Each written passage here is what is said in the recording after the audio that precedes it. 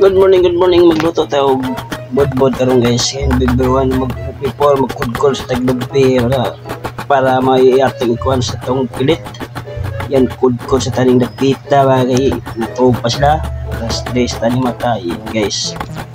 Kudkod sa tapas pasado di kudkod kay para madali nato og luto kaya dai anong order na ba ya para na-apply ko niya. So daw man natawag kod mga guys, so nang islapal nagandam na ta para magluto tas sa atong budbod. Ayan ang pilit yan nga ang tulo sa lugbi ito nang gipainit ko ran ini kabukalan ni allows na ato na nang ibutang ang pilit niyang tagtaon basta bukal ay ato sa kasinan og kamayan ha.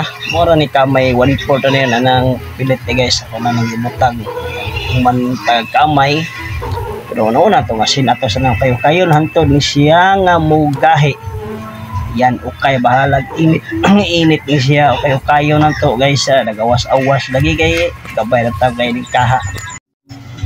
Ato sa nung agon may paaso sa tayong dapita special dyan na pa na to ang budbod. Ayan taon mga 20 ngayon sa likod tayo to mga guys.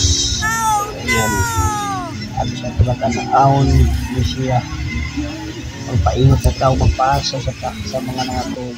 So ayan luto na ang unang budbod na to.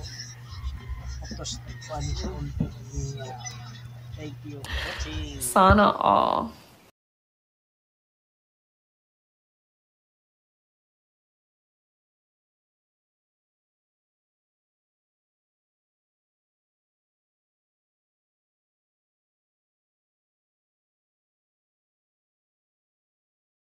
Aww.